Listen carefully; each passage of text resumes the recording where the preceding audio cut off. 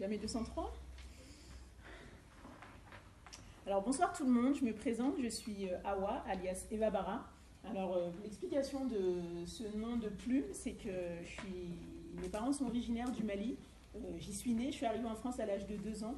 J'ai grandi dans une fratrie de 13 frères et sœurs, élevée par une triade parentale. Mon prénom justement c'est le prénom Awa traduit en français parce que j'estime que j'incarne cette double culture et que je suis à la fois malienne, à la fois française et qu'il ne s'agit pas de choisir l'une ou l'autre mais de passer du choc des cultures à la fusion culturelle. Je pense que c'est vraiment ce que j'ai réussi à faire tout au long de mon existence et aujourd'hui c'est un peu ce que je propose dans mes accompagnements en fait. Alors, je vais vous parler un petit peu justement de ce type d'accompagnement que je suis en train de créer, ce qu'ils appellent ethno-coach. Mais avant ça, je vais d'abord vous parler de mon expérience professionnelle et personnelle, tout ce qui m'a mené justement à créer ce concept-là d'accompagnement. Alors, comme je vous disais, je suis originaire, mes parents sont originaires du Mali et moi j'ai grandi en France. Mes parents, en plus d'être originaires du Mali, mon père est d'une culture, comment on pourrait dire ça, très conservatrice du Mali. Donc du coup, j'ai grandi en France, j'ai grandi en Eure-et-Loire, voilà. Mais par contre, j'ai grandi, l'Eure-et-Loire, c'était jusqu'à la porte de la maison. Et dès qu'on passait la maison, il était totalement africaine, totalement malienne. Je passais voilà, aussi bien de la tenue à la langue, on arrivait complètement au Mali. Donc j'ai grandi dans cette double culture, dans ce jonglage permanent où finalement, à l'extérieur, tu t'adaptes à la culture européenne, à l'intérieur, tu t'adaptes à la culture africaine. Je donne souvent un exemple de cette période éducative, c'est que je me rappelle d'un jour où finalement, je ne sais plus trop ce que j'avais fait, certainement une bêtise, et du coup mon père m'engueule, je le regarde, et je me prends un aller-retour, tu baisses les yeux quand je te parle. Ah, ok. Et le lendemain, je vais à l'école, et du coup ma maîtresse m'engueule parce que j'ai mal fait mes devoirs, je la regarde. Non, je regarde mes pieds justement, parce que mon père m'a appris que je vais regarder mes pieds quand un adulte te parlait. Et là, je finis au coin, tu me regardes quand je te parle. Et là, je me semble que j'étais CP, CE1, et là je comprends que finalement, il y a deux mondes. Au-delà de cette porte que je passe, intérieurement, il y a des remaniements qui se font. Et à partir de là, naît, je pense, cette partie caméléone qui, selon les personnes que je rencontre, selon leur centre social, selon leurs intérêts, j'ai appris à m'adapter au fur et à mesure. Aujourd'hui, voilà, je suis une adulte bien portante, ça va, mais du coup, je trouve que dans nos accompagnements et dans tout ce qui existe, justement, ce n'est pas assez pris en compte la culture d'origine et cette culture, justement, d'immersion. On se dit que les personnes qui arrivent d'autres pays arrivent en France, donc forcément l'intégration doit se faire dans ce sens-là. La question que moi je me pose, c'est est-ce que c'est l'un ou l'autre?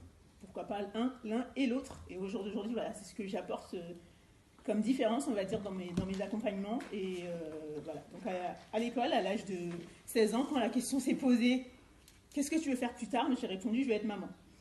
Et une question très particulière, c'est de me dire, mais c'est pas possible. Je dis, si, moi je veux être maman, par contre, je veux pas faire des enfants.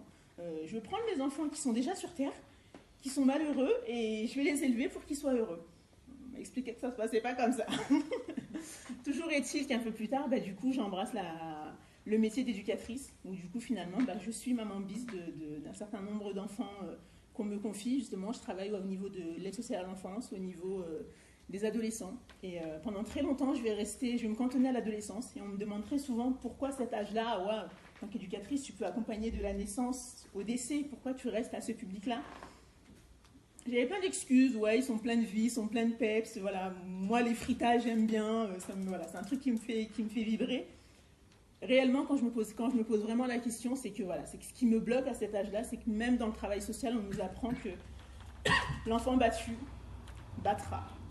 Et ayant vécu ceci, je pense qu'il y avait également ma propre transformation à faire. Je ne voulais pas être un parent battant.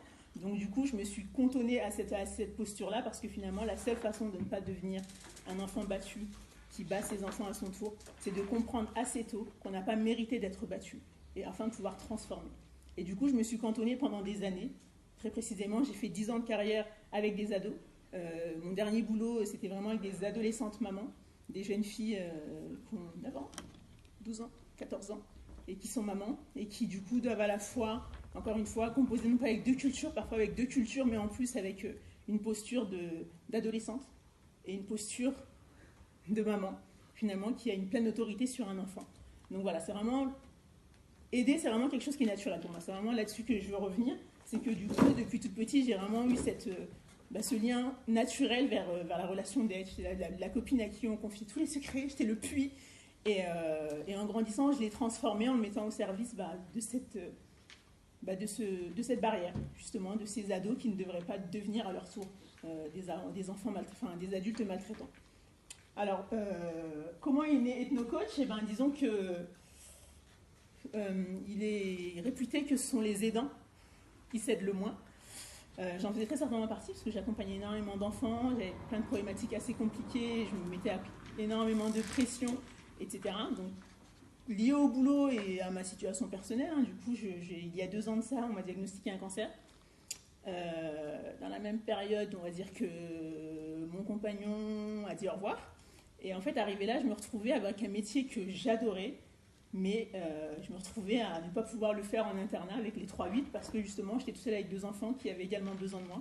Et quand on frôle à moitié la mort comme ça et qu'on vous dit que vous pouvez y passer, vous auriez pu y passer, la question qu'on se pose, la première, c'est que je me suis donné tellement de mal à être maman que si je devais mourir aujourd'hui, si je regarde bien, par jour, les enfants que j'ai mis au monde, je passe 4 heures avec eux.